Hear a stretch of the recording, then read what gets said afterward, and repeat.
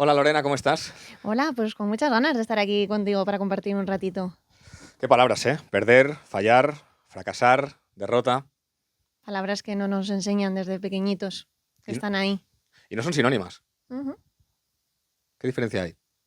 Bueno, sobre todo en la interpretación que le damos a cada una de ellas, ¿no? Y la magnitud. Hay veces que las mezclamos y que las metemos todas en el mismo saco y eso hace que la sensación que tengamos con ellas sea muy diferente. Al final, por ejemplo, el fracaso no deja de ser una interpretación que hacemos de lo que vivimos, cuando el error, por ejemplo, es algo observable, ¿no? De que no nos ha salido, nos hemos quedado un poquito más atrás de la medida que teníamos que alcanzar y es más objetivo. Y el fracaso, al final, encontramos más la parte interpretacional de cada uno de nosotros. La Lorena Cos és psicòloga esportiva, ha treballat al Sabadell com a primera experiència quan l'entrenava Miquel Olmo, després ha continuat la seva carrera com a psicòloga portant no només futbolistes, sinó esportistes de moltes disciplines, molts d'ells que competeixen en les categories top mundial, alguns campions del món, campiones del món fins i tot entre la seva cartera de clients, i ara ha escrit aquest llibre que m'atreviria a dir que és contracultural, perquè és un llibre, sí, de psicologia esportiva, sí, de psicologia, perquè al final tot el que passa a l'esport sempre comentem que ho podem traslladar a la nostra vida quotidiana, però és un llibre que va sobre perdre, sobre fallar, sobre fracassar, sobre sentir-se derrotat. Perder es de campeones. Lorena, digo que es contracultural porque tengo la sensación que, por lo menos tú y yo que somos de una generación muy similar, hemos crecido como si esto de perder, de la derrota, de no estar bien, de no salirte con la tuya en algo, fuera como un tabú, ¿no? Como una vergüenza que hay que esconder. Y en cambio tú rompes con esta creencia en este relato de casi 300 páginas. Precisamente por eso, ¿no? Porque yo 13 años acompañando a profesionales que rinden bajo presión y he visto in situ en esas historias la angustia que les provocaba cuando alguna de estos conceptos, ¿no? La derrota o el fracaso o el perder se instalaba en ellos y precisamente de ahí nace un poco la idea que nos venden es vivimos rodeados de historias de éxito que pocas cuentan lo que hay detrás de todas esas historias, que hay pues fracaso, derrota, soledad, incertidumbre, malestar y pues quería romper un poco con esa mirada y sobre todo desafiar o cambiar la narrativa que hay asociada al fracaso. Has empezado diciendo psicología del deporte, está basado en historias con deportistas, obviamente por mi profesión, pero diría que es un lenguaje universal que nos afecta a todos, que por eso yo quería escribir algo que aunque estuviera basado en mi experiencia, que pudiera tener una cobertura pues para cualquier persona. De hecho, hay historias dentro que relatan sus experiencias tanto de opositores, de árbitros, deportistas, empresarios, incluso yo como emprendedora, como psicóloga, que también he vivido la derrota y he vivido cómo se siente cuando pierdes algo que buscas con todas las ganas del mundo. Y si la derrota o el fallo o el fracasar en algún proyecto por tus expectativas no es una vergüenza, no es un tabú, ¿qué es? Es que precisamente este libro invita a eso, a mirar la derrota sin vergüenza, a sostenerla. Muchas veces nos han enseñado, por eso lo de contracultura, desde pequeñitos, pues a evitar lo que duele, no solo a evitarlo, sino a no hablarlo, a no ponerle nombres. Yo digo que con este libro también conseguimos, aparte de calma, espacio, conseguimos poner palabras a aquellas cosas que nos han enseñado a callar. Pues digo que es un libro que nos releva, o sea, nos revela, perdón, pues un poco esa idea cultural de que lo malo se esconde y no se comparte. De aquí cuento también una anécdota, una experiencia de bueno, pues cuando somos pequeñitos te saltas en un charco, te caes y te haces una herida y enseguida viene alguien del entorno a decirte no pasa nada, no llores, pronto se pasa. No, sí que pasa, duele. Y desde pequeños no enseñamos a expresar el dolor, lo enseñamos a ocultar, a pasar página rápido, que eso es lo que pasa también en el deporte y en la vida y en la empresa y en cualquier sector, incluso en la familia, de que cuando algo no nos gusta, pues pasamos rápido a ver si eso quiere decir que ya no lo estamos sintiendo o que ya está, ¿no? Se ha quedado atrás. Y que va, eso se enquista, se encapsula y luego tarde o temprano aparece en otra forma, con otra edad, con otro color, con otro nombre, pero está ahí, sobre todo si no lo procesamos y no lo gestionamos. Ese relato que te creas tú mismo o tú misma, eh, por lo que entiendo en el libro, viene por dos cosas, por tus propias expectativas y también el relato que te haces sobre el qué dirán, qué pensarán, a quién estaré decepcionando.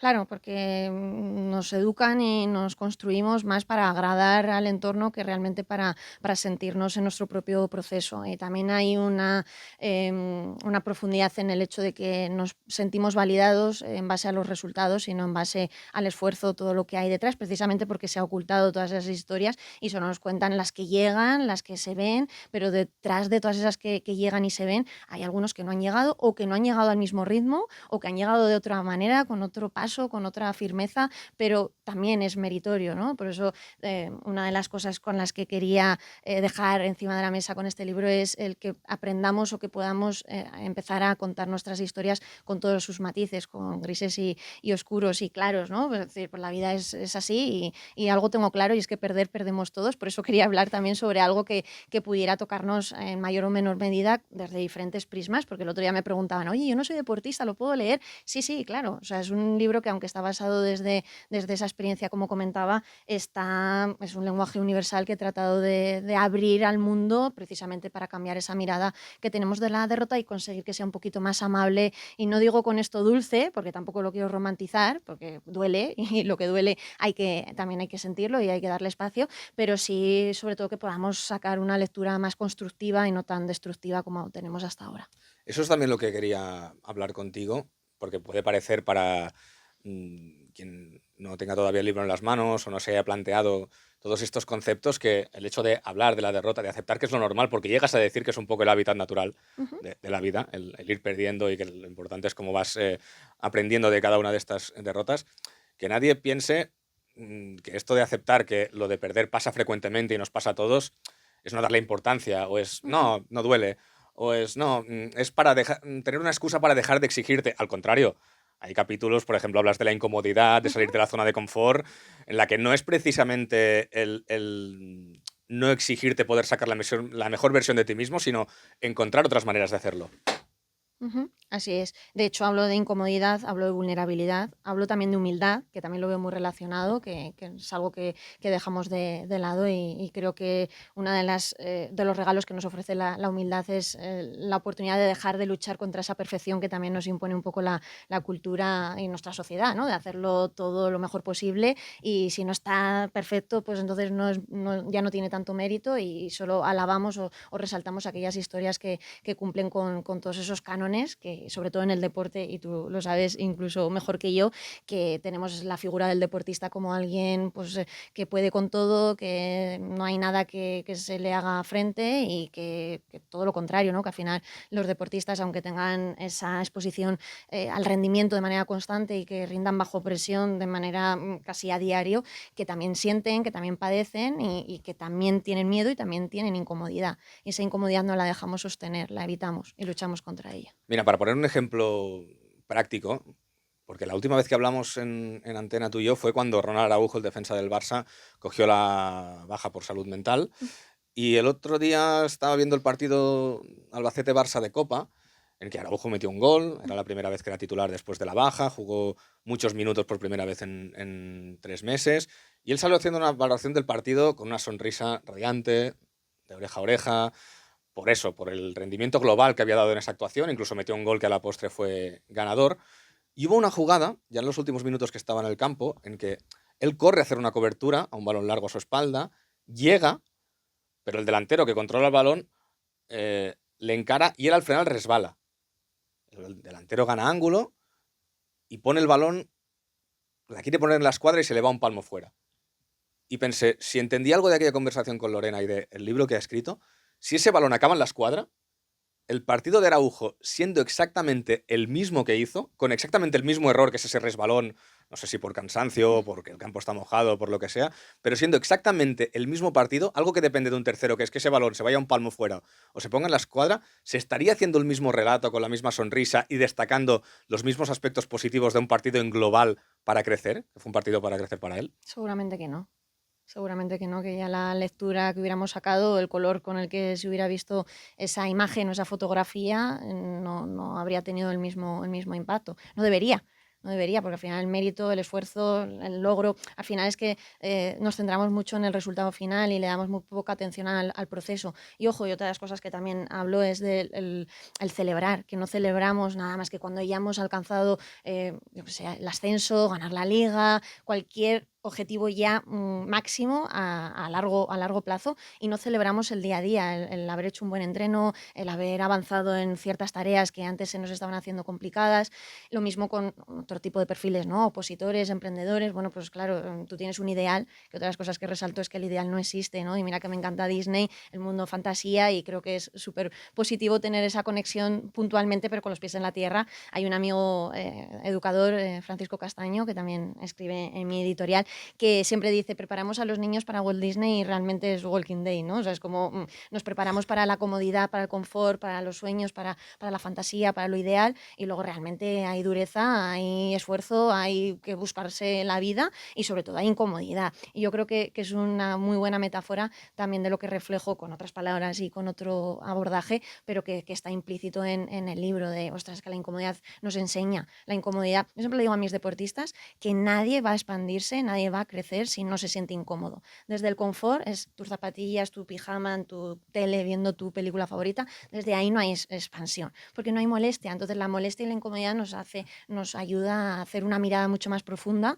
que es de donde sacamos respuestas que no hemos alcanzado antes. Yo pongo la metáfora de ponernos las gafas de bucear y meternos en la profundidad, que es donde están los corales más valiosos, y no los ves a priori desde la superficie. Pero claro, ese esfuerzo, esa acción implica dedicación e intención, ¿no? de querer. Por eso el libro invita a reflexionar y sobre todo a tomar acción, que era un poco la idea. No quería que fuera un libro de autoayuda al uso, ni un libro de técnicas para psicólogos, no. Al final yo quería que hubiera mucha pregunta, que hubiera mucha reflexión, que cada uno llegara a su punto, el que fuera, y sobre todo que invitara a accionar, a hacer algo diferente de lo que estábamos haciendo para cambiar un poco esta narrativa o esta estructura de cómo gestionamos hoy en día el perder. De hecho, una cosa que proporcionas es que cada capítulo de cada uno de estos conceptos que vamos pasando por encima y saltando de uno a otro, pero están muy bien compartimentados y proporcionas un ejercicio al final de cada capítulo que tú haces con tus pacientes para quien crea que le puedan ser útiles hacerlos en casa, ¿no? Y uno quería llegar a esto, al de hablarse de una forma diferente, porque lo que decíamos, este resbalón, que es el mismo resbalón, acabe en gol del contrario o no, Ujú. lo dimensionamos de una forma u otra. Si no acaba en gol, lo que decías tú, dependemos mucho del resultado. Si el resultado es que ese fallo cuesta un gol, seguramente te hablas de una forma mucho peor y que te hace mucho más daño que si no acaba en gol, que prácticamente no le das importancia. Claro, pero dependemos mucho del resultado también, porque en la cultura del fútbol y del deporte también se premia una asistencia, se premia con incentivos un gol, se premia un... ¿Qué premiamos? No estamos premiando el esfuerzo, la Mm, dedicación, el compromiso. Entonces, claro, todo esto hace que sin querer nosotros crezcamos también con esa en idea función del resultado. de que sea Y en lo función del importante. resultado te hablas de una forma y de otra. Cuando tú hablas con tus pacientes y les haces el ejercicio, eso, de no ser crueles con ellos mismos cuando se hablan, ¿no les rompe un poco los esquemas? Porque claro, es en la cultura del deporte de élite, lo hemos hablado, la última con la que hablamos fue con Andrea Fuentes, que está intentando romper Ujú. con todo esto, ¿no? ¿No les parece al principio de decir, es que si no me hablo así, no estoy sacando lo mejor de mí? Bueno, y hay veces que tienen esas creencias, ¿no? De si no tengo este discurso o este relato conmigo mismo, entonces que no estoy siendo exigente y por lo cual no voy a dar el nivel que necesito. Claro, pero todo eso es un proceso de que si lleva toda la vida trabajando en esa línea, con ese tipo de discurso, hay muchos que no se dan cuenta ni cómo se habla, ¿no? Es una de las partes que más me gusta de cómo trabajamos el autodiálogo y ese discurso interno que tenemos con nosotros mismos, es la parte de tomar conciencia. Vamos a observar, vamos a analizar, vamos a detectar qué es lo que te dices cuando sale algo bien, cuando no sale como se esperaba, cuando te dan una crítica, cuando te dan un refuerzo. Vamos a ver cómo respondes y qué tipo de mensajes. Y claro, todo eso es un descubrimiento porque estamos en piloto automático. Hemos naturalizado, hemos automatizado toda la vida con nosotros mismos, como nos hablamos, que no somos capaces de ver que cambiando ese discurso podemos obtener respuestas diferentes. Entonces, también le quería dedicar atención porque veo mucho dolor a raíz de las palabras que usamos, y las palabras que usamos al final determinan el impacto emocional que van a tener en nosotros, y no solo eso, la respuesta que vamos a dar. Si nos estamos alentando o si nos estamos alertando, nos vamos a cohibir, por lo cual nos vamos a reprimir, nos vamos a retraer. Si nos estamos impulsando, nos estamos dando aliento y nos estamos dando un poquito de frescura en un momento en el que lo estamos viendo todo más complicado, voy a volverlo a intentar o voy a tener más posibilidades de volverlo a intentar. Y esto son las palabras que a veces no salen hacia afuera, que solo se quedan hacia adentro, pero el que el deportista ponga foco ahí y pueda parar y decir, ostras, ¿cómo me hablo? Porque la mayoría te dice, no, yo me hablo bien. Igual que cuando les pregunto si respiran, dice, sí, claro, respiro, si no estaría muerto. Digo, ya, pero ¿cómo respiras? Porque no respiramos tampoco bien. No Respiras sabemos por la boca, respirar. respiras por la nariz, respiras sincopado, sí. ¿Y qué tipo de espacio das en la respiración? Y cuando vas a tirar un penalti, por ejemplo, ¿qué foco le das a esa parte? Y cómo... Claro, todo eso tiene técnica, tiene estrategia. Respirar, claro que respiramos todos, si no, no estaríamos, ¿no? Pero la primera respuesta es sí, lo tengo. Si aquí debajo del logo que tienes en el despacho hubiese que poner una frase tuya, entrecomillada, que te defina o que te represente, quizás sería una que es la queja aleja. Explícamela. Cuanto más nos quejamos, más perdidos vamos del foco central. Y en el día a día lo que más veo cuando me encuentro con profesionales y personas que están buscando un objetivo, que nos piden ayuda para que les acompañemos a desarrollarse en el ámbito que sea, y es que constantemente estamos rodeados de quejas que no tienen fin. Entonces, claro, cuanto más te proyectas para ir a un punto y más te estás quejando de todo lo que te encuentras por el camino, pues la energía se va dispersando y tu foco de atención y de concentración o toda tu esencia que tiene que estar centrada en qué puedo hacer yo para llegar hasta allí, que sería lo que dependería de mí en ese momento, lo que estamos haciendo es sacar balones fuera, como diríamos en el fútbol, ¿no? Mirar a todo lo que yo no controlo para darles esa responsabilidad que en ese momento no estoy queriendo asumir, porque al final la queja no deja de ser eso, de sacar el foco a otros o a otras cosas para yo no tomar esa responsabilidad o no tener como esa parte de acción. De hecho, hablas de los ejercicios de visualización, de imaginarte sobre todo haciendo una remontada, haciendo una situación adversa, y lo que recomiendas, y es lo último que estropeo del libro, es no visualizándote con el relato perfecto, lo que decías un poco antes, la historia de Disney, sino que cuando hagamos ejercicios de visualizar nuestro camino al éxito, los hagamos imaginándonos piedras por el camino. Claro. Y también pudiendo visualizar la derrota, porque te dan la tranquilidad de que si llega, pues vas a tener más posibilidad de sostenerla. A ver, la derrota como tal. O sea, cuando tú haces una visualización exclusivamente del plan de partido ideal, tenemos más probabilidad de perder que de ganar. ¿Por qué? Porque ¿cuántas veces un partido es ideal? Como tú te lo has imaginado. No, porque hay un montón de factores que no controlas. Entonces sí que me gusta trabajar en la incomodidad, hacerles visualizar aspectos que a priori el cerebro te dice, pero ¿cómo voy a visualizarme metiéndome un gol, siendo yo portero, si lo que quiero es parar? Ya, digo, pero cuando bajemos el nivel de ansiedad ante esa imagen que tú estás tratando de evitar a toda costa, tu cuerpo va a tener una mirada mucho más constructiva o mucho más firme de cara a la gestión de si esa situación llega. Y eso es algo que choca, pero es algo que tampoco nos prepara. Es como, no, solo prepárate el partido ideal. Prepárate la jugada perfecta, tu plan de trabajo perfecto. No, ¿qué es la perfección? ¿Qué es? Un imposible, ¿eh? Quizá. Bueno, No lo sé. es una imagen ahí disipada, abstracta, que cada uno, seguramente tú me darías una respuesta y cualquier oyente que nos esté escuchando en este momento nos daría otra. Entonces es difícil alcanzar lo que no podemos concretar y materializar. Ja veieu que el que millor fa la Lorena és llançar preguntes per fer-nos reflexionar. És el que trobareu en aquest llibre, Perder también es de campeones, en què es barregen tots aquests conceptes per intentar treure el millor de cadascú de nosaltres mateixos en les nostres vides quotidianes, no només al món de l'esport, a través d'acceptar, normalitzar que no sempre ho farem tot bé, al contrari, ens equivocarem molt més del que encertem, la importància de com reaccionar-hi, la importància de parlar-se bé, alhora no acomodar-se, saber treure el millor d'un mateix i saber trobar les zones on sortint del confort creixerem, però també sense negar-nos que rendir millor no vol dir deixar de gaudir, no vol dir només patir, hem de trobar el gaudi. Lorena, yo seguiría, lo que pasa es que para hablar todo lo que hablaría contigo de tu libro, seguramente necesitaría varias sesiones y lo justo sería pagar. Por lo tanto, te agradeceré que nos hayas recibido hoy en tu despacho y felicidades por este Perder también es de campeones. Muchísimas gracias. Espero que os guste y nada, pues también añadir que os encontraréis testimonios de deportistas de élite y profesionales de alto rendimiento que nos cuentan en primera persona cómo ellos han hecho esa transformación de la derrota y creo que le da la parte dulce, no?, a todo este libro en el final. Hi ha un capítol específic d'esportistes que han treballat amb la Lorena, esportistes de màxima elit, i li fa un pròleg al Pep Marí i un altre li fa a Miquel Olmo, el pare de Dani Olmo, i Dani, el jugador del Barça, també li deixa una nota d'introducció. Per tant, recomanable aquest llibre per tots vosaltres. Gràcies, Lorena. Muchas gracias a vosotros. Gracias.